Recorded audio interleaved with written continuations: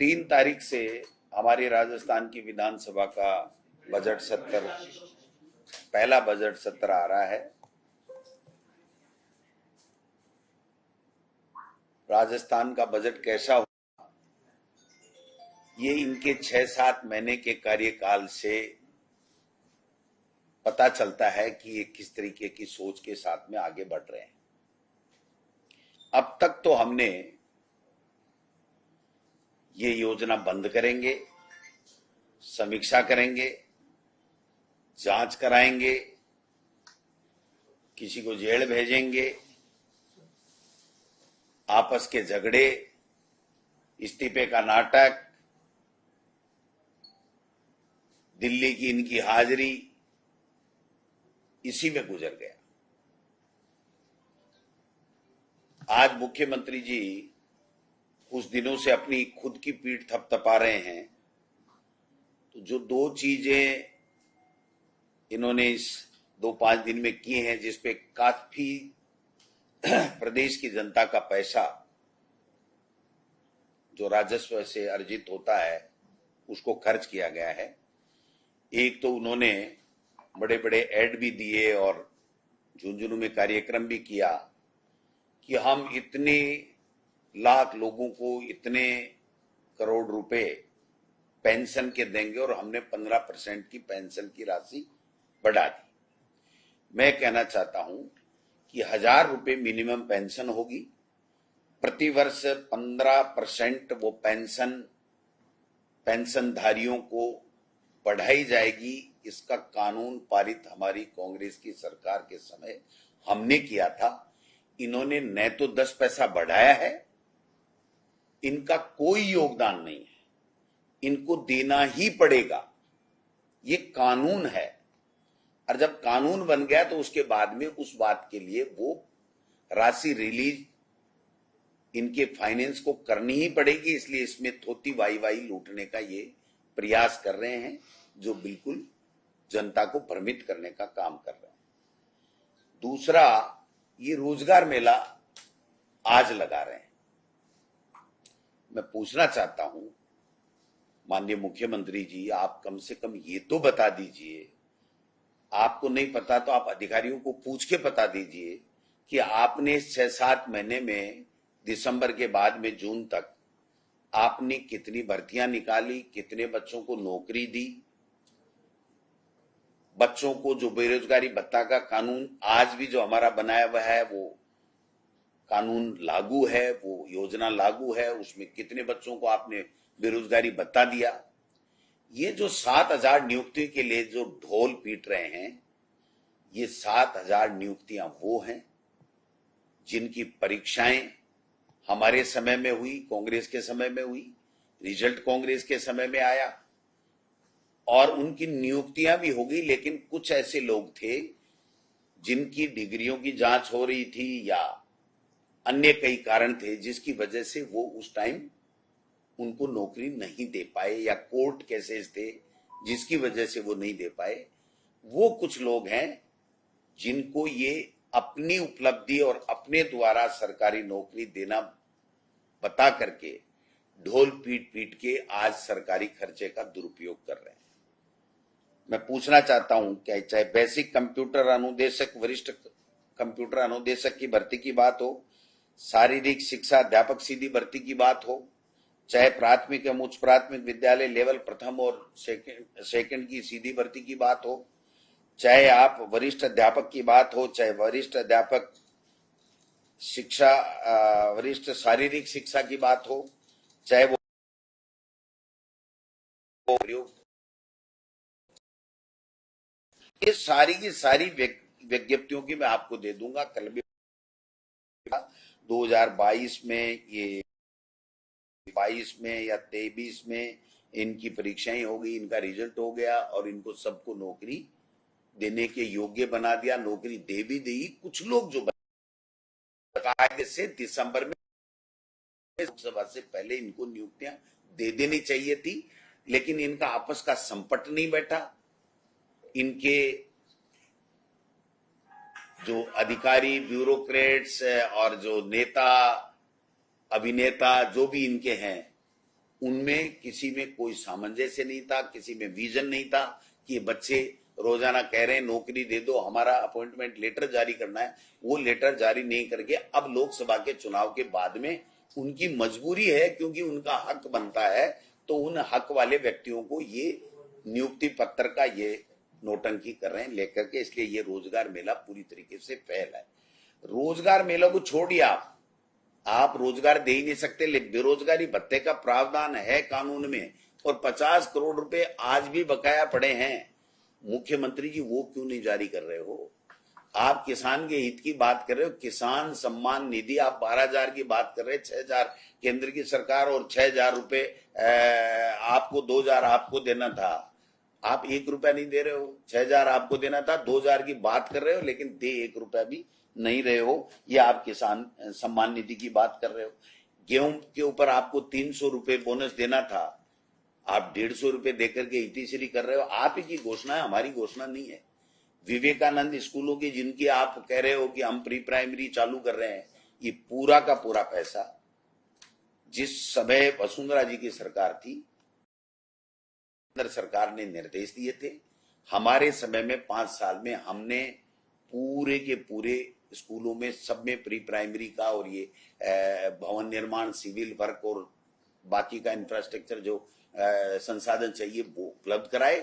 अब इनको खोलना ही है, ये मेहरबानी नहीं कर रहे हैं। इनके समय में 10 पैसा भी अगर बजट से इसमें लगा हो तो मुझे बता दीजिए। इनकी तो गलती की वजह का खामियाजा अब बच्चे भुगतेंगे वहां पर, क्योंकि इनको इंटरव्यू करा करके उन रिक्त पदों के ऊपर भर्ती करनी थी जो इन्होंने इंग्लिश मीडियम स्कूलों का जो भर्ती करनी थी टीचर्स की, वो इन्होंने नहीं की। उसको भगवान भरोसे छोड़ दिया और एक तरीके से कर दिया कि ये तो बंद हो जानी चाहिए। तो इनकी कोई मेहरबानी नहीं है। राजीव गांधी जो स्कॉलरशिप योजना है उसको मई के पहले पहले पूरा करना होता है, वरना तो जो विदेश में जाने वाला बच्चा है पर जो सिलेक्शन हो गया वो 1 महीने का ग्रेस पीरियड देती है यूनिवर्सिटी।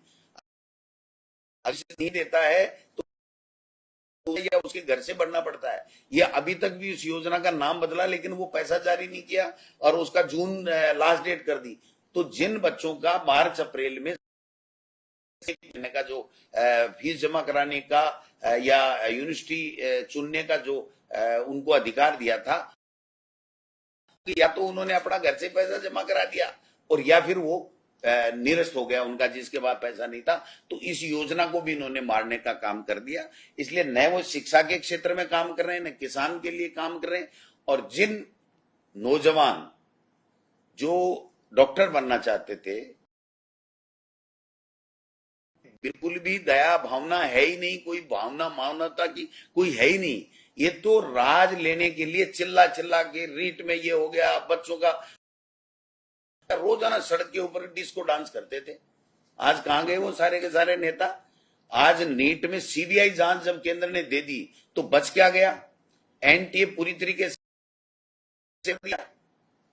हाँ, रीट के समय हुआ ना, पेपर आउट हुआ तो उसका परिणाम निकला, परीक्षा निरस्त की गई, दोबारा बच्चों को मौका दिया गया और एक नहीं 2 परीक्षा कराई गई कि एक में कहीं कोई गड़बड़ कर ले तो फाइनल में नहीं आ पाए तो कम से कम योग्य लोगों का चयन हो। आज ये एसआईटी गठित करके ये रायता फैला रहे हैं, ये षड्यंत्र रच रहे हैं कि भाई हम परसेप्शन बनाते रहे, देखो इस सरकार कांग्रेस के समय ठीक नहीं हुआ, देनी नहीं पड़े बच्चों। आप कीजिए जांचें, हमें किसी को कोई ऐतराज नहीं है। हैं जो पेपर लीक करते हैं, सरगना है, वो छोटा हो, लेकिन नौकरियां तो दीजिए इन बच्चों को। आप बता दीजिए साहब, इनकी निकाल करके इनकी दीवी बता दो। और आज केंद्र में चाहे नेट हो, चाहे वो नीट पीजी हो, सबके पेपर आउट हो रहे हैं, कोई पेपर नहीं। लोकसभा पूरी तरीके से बाधित हो रही है, फिर भी चर्चा करने को तैयार नहीं कि राज्यपाल के अभिभाषण पर कर लो चर्चा। क्या ये कोई बड़ा देश के सामने आज की तारीख में कोई मुद्दा नहीं है? और हमारे नेता प्रतिपक्ष आदरणीय राहुल साहब ने जिस प्रकार से कल के लोग, युवा और सभी पार्टियों के लोग, इंडिया गठबंधन के लोग और आम जनता उनके उस कदम के साथ में है कि आप चर्चा क्यों नहीं करा रहे हो, डर क्यों रहे हो? आपने कोई घोटाला किया है, किसी ने भी किया है, तो वो सामने आ जाएगा, बच्चों का भविष्य तो ठीक हो। अरे कम से कम डॉक्टर तो ठीक बनाओ, डॉक्टर तो सही व्यक्ति बनना चाहिए, जो योग्य हो वो ही, क्योंकि उसको कई हजारों हजारों लोगों के इलाज करना, उसका जीवन उनके हाथ में रहता है, तो उसको भी देखना चाहिए। अब ये तो लड़ने में ही नहीं फुर्सत मिल रही है इनको। दिलावर जी और किरोड़ी जी फेंक रहे हैं, वो उस पर ट्रांसफर का ऑर्डर फेंक रहा है, वो उसके ऊपर फेंक रहा है। क्या तमाशा लगा रखा? किस प्रकार की घटिया मानसिकता की भाषा, जो मैं कहता हूं कि ये अपने आप को आरएसएस का सच्चा सिपाही बताते हैं। तो क्या आरएसएस ने मदन दिलावर जी ये सिखाया था आपको कि आप ओछी मानसिकता के साथ में किसी को गाली दो, किसी के माँ बाप का को चैलेंज करो कि तेरा बाप कौन था, हम डीएनए टेस्ट कराएंगे? आज आदिवासी कितना परेशान, हम सब लोग, पूरे प्रदेश और देश के लोग, हर उस बयान की, दिलावर जी के बयान की कड़ी निंदा भी करते हैं, और हम राजस्थान की विधानसभा में उनको बता देंगे कि आपकी ये जो सोच है, मैं समझता हूं कि क्या आरएसएस की यही सोच है, दिलावर जी की सोच? आरएसएस मना क्यों नहीं कर रहा? पर्दे के पीछे तो खूब ट्रांसफर करा रहा है, पर्दे के पीछे खूब घोटाले कर रहा है। तो फिर यहां आकर के जब जनता उद्वेलित है, देश के लोग उद्वेलित हैं, और इतना गलत बयान दिया, उसके बावजूद एक बीजेपी का नेता बोला, कोई खंडन किया उन्होंने कि नहीं दिलावर जी ने गलत? इसका मायना यह है कि भारतीय जनता पार्टी और आरएसएस चाहते हैं कि यहां विद्वेष फैले, यहां अराजकता फैले, कानून व्यवस्था बिगड़े, और हर कौम को टारगेट करके उसके ऊपर इस प्रकार के ओछे और संकीर्ण मानसिकता के बयान देकर के उनको अपमानित किया जाए। मैं समझता हूं कि इसके लिए भी हम राजस्थान की विधानसभा के लिए भी तैयार हैं। स्थानीय निकाय को मजबूत करने की बात आप बताइए। मैं बताना चाहता हूं आपको कि हमने कांग्रेस के समय में अधिकार दिए थे कि जो कृषि से, गैर कृषि से जो कन्वर्जन है, उसमें जयपुर, जोधपुर, अजमेर, कोटा, इनमें सब में हमने 25,000 वर्ग मीटर तक का अधिकार स्थानीय निकायों को दे दिया था, आवासीय में, और गैर आवासीय में 15,000 तक का। में 12 इन्होंने कल ही निकाला है, शायद कल ही ऑर्डर निकाला है, 50,000 को 10,000 कर दिया, गैर आवासीय 15,000 को 4,000 कर दिया, और 5,000 जो अन्य स्थानीय जो नगर पालिकाएं हैं, वहां पर जो हमने 15,000 तक का उनको अधिकार दे रखा था, उसको 5,000 हमने गैर आवासीय दे रखा, उसको 2,500 कर सीज कर करके यहाँ गड़बड़ घोटाला करना चाहते हैं। बेचारा गरीब आदमी वहां कोई छोटा मोटा अपनी लैंड कन्वर्ट करा करके कोई धंधा कर लेता, तो इनके मंत्रियों के, संतरियों के इनके चक्कर काटता फिरेगा। और एक दुर्भाग्य और है कि 7 महीने में राजस्थान के लोगों को यह पता ही नहीं चल रहा है कि चल किसकी रही है।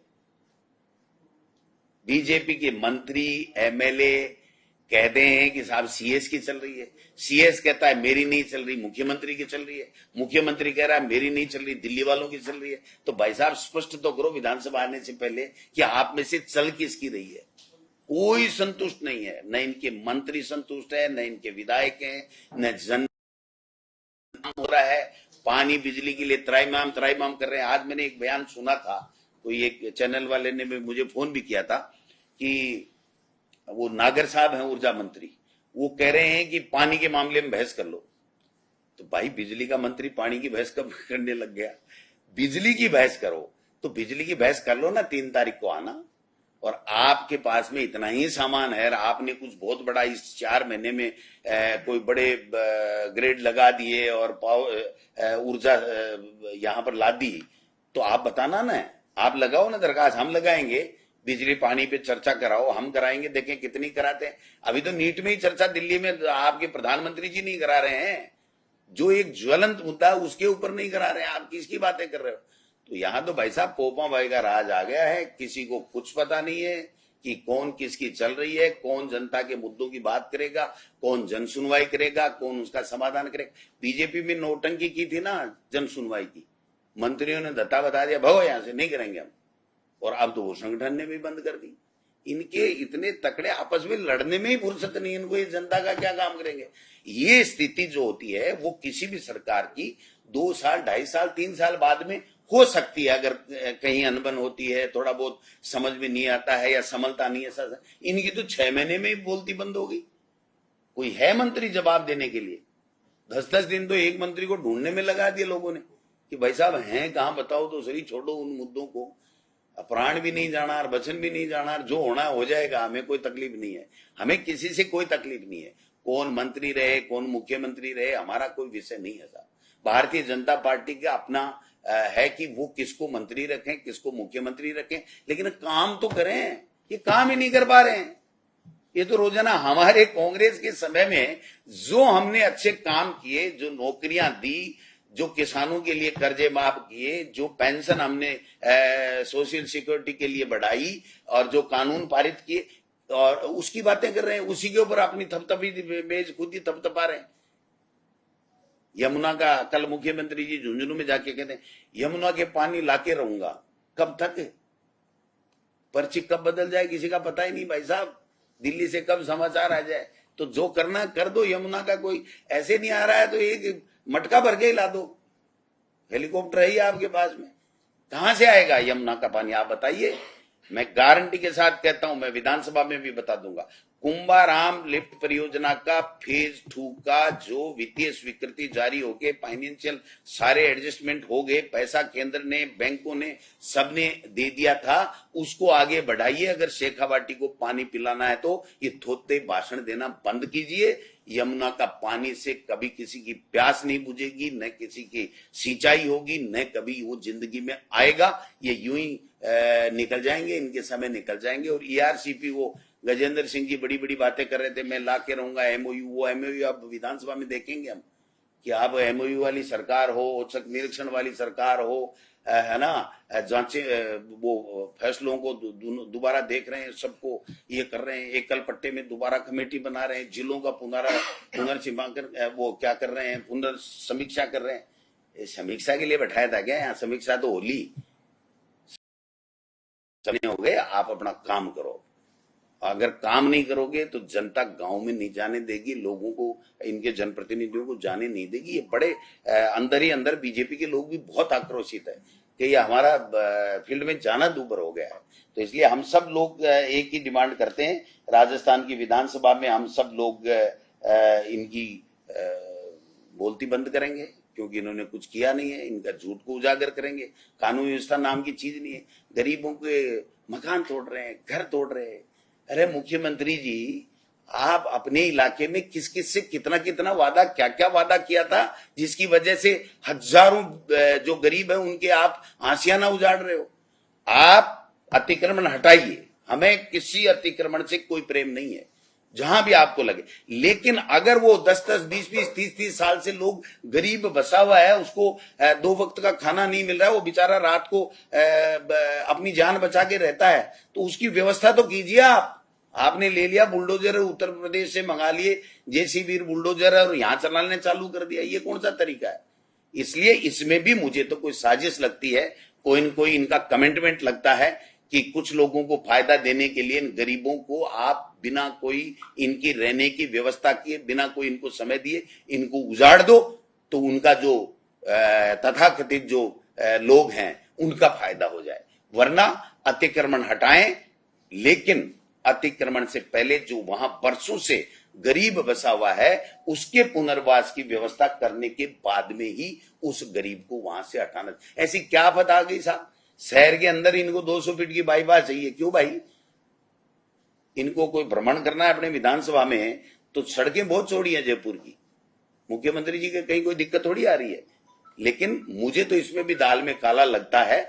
मैं खोजबीन हम लोग कर रहे हैं, लोगों से फीडबैक ले रहे हैं, और लेने के बाद में हम राजस्थान की विधानसभा में इनकी जो सच्चाई है उसको उजागर करने का काम करेंगे। क्या आपको लगता है कि जोड़ीलाल मीणा ने जो कहा था चुनाव से पहले, वो अपनी बातें खरे नहीं उतर रहे हैं? मुझे 3 तारीख को मिलेंगे, तब मैं पूछूंगा साहब क्या करना है बताइए। मंद है अभी तो फोन पान किसी का उठाते नहीं है, तो मैं पूछूंगा 3 तारीख को। अगर वो राजस्थान की विधानसभा में आएंगे जैसा मुझे उम्मीद है कि वो आएंगे। अब किस हैसियत से आए वो तो उनको सोचना है, मंत्री आए, एमएलए आए, लेकिन मैं पूछूंगा जरूर कि साहब क्या करना है बताओ। नहीं देना तो कोई बात नहीं, लेकिन कम से कम खुलासा तो कर दो कि आपके साथ में किस किस ने क्या क्या खेला किया, वो तो बताओ कम से कम। क्या लगता है अपनी बात पे टिकना चाहिए उनको? अब वो तो टिकना तो चाहिए ही, बात का धनी आदमी तो बात पे टिकता ही है। अब वो उनको टिकना नहीं टिकना वो तो उनको सोचना है। उनकी क्या आपस की दिल्ली से है, यहां से है, भजनलाल जी से है, कोई मदन दिलावर जी से है, क्या है वो तो वो ही जाने। लेकिन मैं ये जरूर है कि वो राजस्थान की विधानसभा में आएंगे तो मैं पूछूंगा जरूर साहब कि वो इस्तीफा देना है कि नहीं देना है, बता दो। अच्छा भाई साहब, पूर्व शिक्षा मंत्री आप रह चुके हो, आपके एक चर्चित बयान ने इन दिनों राजनीति को बहुत तेजी से गर्मी दी थी कि आप खुलेआम एक आईजी लेवल को कहते हो कि आप घुटनों के बल रहना देंगे। अब विपक्ष इस पर चुटकी ले रहा है और कह रहा है कि शिक्षा मंत्री, पूर्व शिक्षा मंत्री को संयमता रखनी चाहिए। क्यों संयमता कैसे? उनको अपने काम को ईमानदारी से नहीं करना चाहिए?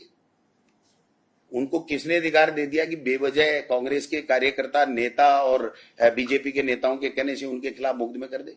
प्रमोद जैन भाया के 107-16 का इस्तेगासा नहीं है, इस आईजी ने बेजा दखल देकर के 9 मुकदमे कर दिए। 9 के अंदर मिट्टी तालाब से खोद के ले गए, प्रमोद जैन भाया मुलजिम है। अनाज मंडी के अंदर बारदाना इधर उधर हो गया, प्रमोद जैन भाया ने मंत्री रहते हुए करवा दिया। 9 मुकदमे कर दिए। कोटा में उदाहरण तो गोविंद डोटासरा और टीकाराम जूली है। टीकाराम जूली और मैं सर्किट हाउस में बैठे हैं, उनके ऊपर वो मुकदमा करवा रहा है और रात को 10 बजे करा रहा है।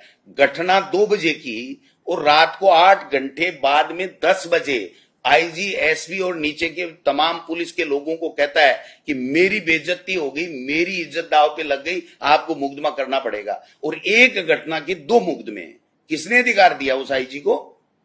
उसको क्यों नहीं कहेंगे हम? गलत करेगा तो अरे ये तो करते थे बीजेपी वाले। तो हमने तो यही तो कहा है कि आप ईमानदारी से कानून के मुताबिक काम कीजिए। इन्होंने प्रमाण दे दिया कि मैं कानून के मुताबिक नहीं करूंगा, मैं तो बीजेपी का चोला पहन करके बीजेपी जैसे नचाएगी वैसे नाचूंगा और तुम्हारे खिलाफ मुकदमे करूंगा। जिसका ताजा उदाहरण है एक इंसिडेंट की 2 एफआईआर और उसमें जानबूझ करके गोविंद डोटासरा, टीकाराम जूली और अन्य के ऊपर मुकदमा में नाम देना। और किसी तरह की कोई वायलेंस नहीं हुई, किसी तरह की कोई वायलेंस नहीं, किसी तरह का कोई धक्का मुक्की नहीं हुई, किसी तरह का कोई मुक्का नहीं मारा, कोई झगड़ा नहीं हुआ। उसके बावजूद जानबूझ के मुकदमा दर्ज कर दिया। और इसलिए चला जाएगा तो इसलिए दूसरा मुकदमा वहां के लोकल नेताओं को प्रेशर में रखने के लिए मैं दूसरा मुकदमा कर दूं। ये कोटा आईजी है, तब कोटा में ही हुआ है ये सब। कहां फुहारे नहीं छूटते। यही नोटंकियां की हम 5 साल ही करेंगे तो फिर तो हम तो 500, अगर मान लीजिए 100 प्रदर्शन करेंगे तो 100 मुकदमे खाएंगे इसकी वजह से। ये कौन सा तरीका आप बताइए? और करो ना गिरफ्तार, कौन मना कर रहा है? गोविंद डोटासरा यहीं बैठा है ना, इसने किया ना मुकदमा दर्ज। तो भजनलाल सरकार में दम है तो करे। अगर मैंने कोई अपराध किया है तो मुझे कल जाते आज देना फांसी की सजा, इनको जो करना जो करे ना। तो ये तो प्रमाणित कर रहा है कि मैं तो बीजेपी का जो है चोला पहन करके काम कर रहा हूं। तुम्हारी में हिम्मत हो तो कर लो, मैं तो करूंगा। मेरी 8 घंटे बाद में मुकदमा कैसे दर्ज हुआ आप बताओ? आपके साथ कोई घटना हो जाए, आप 10 मिनट, 20 मिनट, 1 घंटा, 2 घंटा, और वही पुलिस का आदमी पुलिस को रिपोर्ट दे रहा है, सीआई को रिपोर्ट दे रहा है, जो सीआई उसके साथ में है, एसपी वहां पे खड़ा है, और उनको 6 घंटे 8 घंटे बाद में प्रेशर में लेकर के अरे मेरे को तो मुकदमा दर्ज कराना है। ये कोई तरीका है क्या? लड्डू खिलाएंगे? जिस तरीके से डोटासरा में एफआईआर लॉन्च हुई है, तो क्या आपके हौसले पस्त हो जाएंगे क्या? क्यों, किस बात का पस्त है? कौन पूछता है ऐसी एफआईआरों को? इनमें दम है, जांच करो। जांच में अगर गोविंद डोटासरा दोषी है 1 सेकंड नहीं लगाऊंगा। जो यहां जहां कहेंगे वहां मैं चला जाऊंगा। आज कहता हूं मैं आपके प्रेस के मीडिया के साथ, करो ना जांचे, कौन मना कर रहा है? लेकिन ये बदले की भावना के साथ में लोगों को परेशान करने के लिए बीजेपी के नेताओं के इशारे के ऊपर ये इस तरीके से कि ये दब जाएंगे, ये दब जाएंगे। कोई नहीं दबने वाला है, कोई फर्क नहीं पड़ता इन चीजों से।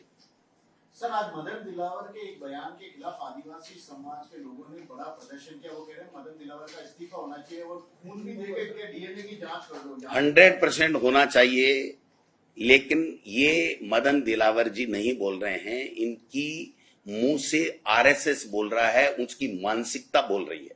वरना अब तक 10 दिन हो गए, उस आरएसएस को ये कह देना चाहिए था कि ये हमारा अधिकृत बयान नहीं हो सकता, हमारी सोच ये नहीं हो सकती। या बीजेपी के प्रवक्ता सारे दिन बैठे रहते हैं बीजेपी के कार्यालय में, तो उनको ये कहना चाहिए था कि ये इनकी बात ठीक नहीं है, बीजेपी इसकी बात का समर्थन नहीं करती। इसका मतलब यह है कि आरएसएस और बीजेपी जो दोनों एक हैं, उनकी मानसिकता आदिवासियों के प्रति, एससी एसटी के प्रति और आम जन के प्रति किस प्रकार की झलकता। आप बताइए, ओम बिरला जी जय संविधान बोलने से चिढ़ करके और अनर्गल बयानबाजी करते हैं और अपने पद का दुरुपयोग करने लग जाते हैं, और दूसरे कुछ भी बोल रहे हैं, उनको कोई परवाह नहीं है। बीजेपी का आदमी तो कुछ भी बोल रहा है, लेकिन अगर कांग्रेस का सांसद ये बोल गया या इंडिया गठबंधन का सांसद ये जय संविधान बोल गया, तो कोई गुनाह हो गया क्या? आप बताओ, आपने देखा होगा।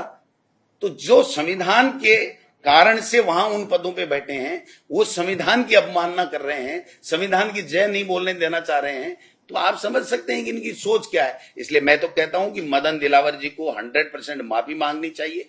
नहीं मांगेंगे कि राजस्थान की विधानसभा में हम प्रतिपक्ष के लोग उनको मजबूर करेंगे, सरकार को मजबूर करेंगे कि इनसे माफी मंगवाइए, या फिर माननीय मुख्यमंत्री जी कह दें कि हमारी और आरएसएस की यही सोच है, उसके बाद में हमें देखना है क्या करेंगे, वो अपना काम करेंगे। कल सरकार ने 2 कमेटियां बनाई है, एक तो एकल पट्टे मामले पर और एक जिलों की समीक्षा करने के लिए। क्या मंशा लगती है इसके पीछे? ये मरे हुए सांप को गले में लिए घूम रहे हैं, इनके पास विजन नहीं है। इनको किसी ने कह दिया कि तुमको काम करना तो आता नहीं है, पीछे की फाइलें निकाल लो और उसको टाँक करके गले में चलते रहो।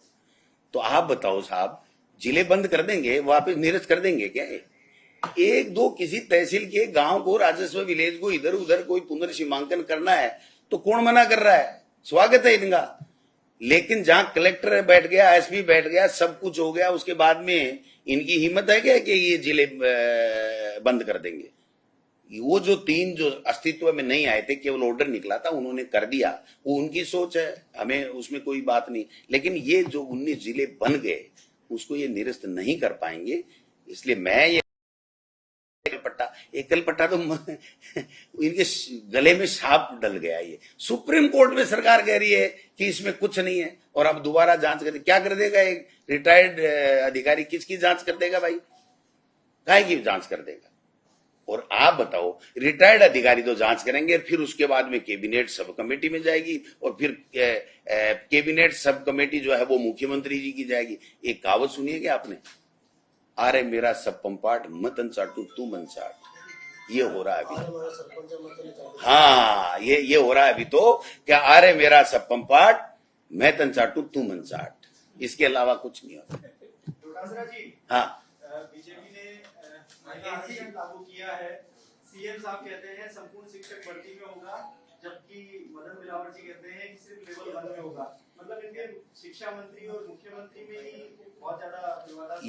ये दुर्भाग्य है इस प्रदेश का कि ऐसे लोग आज सत्ता में बैठे हैं जिनको यही पता नहीं है कि हमको करना क्या है और हमारी लाइन ऑफ लेंथ क्या है। जो बॉलर होता है ना, वो कदम गिन करके फिर बॉल ऐसे फेंकता है, कोई 100 में से एक आधे बाउंस हो जाए। इनकी तो सारी बाउंस हो रही है, जितनी फेंक रहे हैं उतनी बाउंस हो रही है।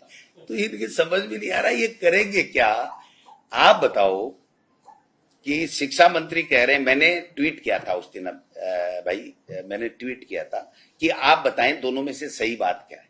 आज तक मेरे ट्वीट का सीएमओ से, मदन दिलावर से, किसी से, मतलब हमको तो ऐसे मान दिया जैसे हम तो अफगानिस्तानी हैं, हम तो हिंदुस्तान में, राजस्थान में सवाल ही नहीं पूछ सकते।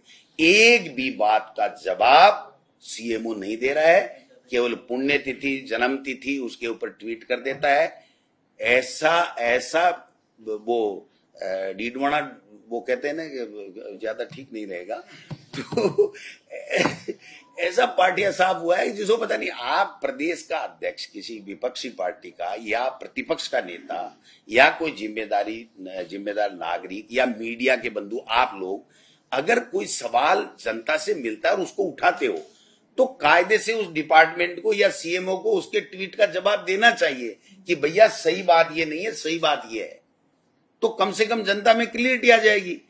अब हम तो आज 10 दिन से गड़ागड़ कर रहे हैं, और वो बिजली का पानी भी दे रहा है, और पानी वाला स्वास्थ्य भी दे रहा है, और स्वास्थ्य वाला रोजगार भी दे रहा है। पता ही नहीं क्या चल रहा है, क्या कर रहा है। भाई साहब, बीजेपी ना तो नीट पे बोल पा रही है, ना रोजगार पे बोल पा रही है, और अब जिस तरीके से मदन दिलावर का जो बयान चर्चित हो रहा है, सारे मंत्री सिर्फ धन्यवाद बोल रहे हैं, तो धन्यवाद का क्या मायना है? धन्यवाद, सिर्फ धन्यवाद क्या भाई साहब, बोलने के लिए विजन चाहिए, बोलने के लिए नॉलेज चाहिए, बोलने के लिए हिम्मत चाहिए।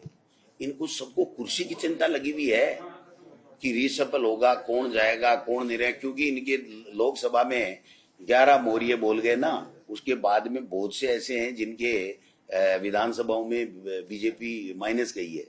तो इनको अपने पदों की चिंता है, इनको राजस्थान के प्रदेश के लोगों की, उनके लिए अच्छे काम करने की चिंता नहीं है इनको, ये मैं कहना चाहता हूँ। Thank you.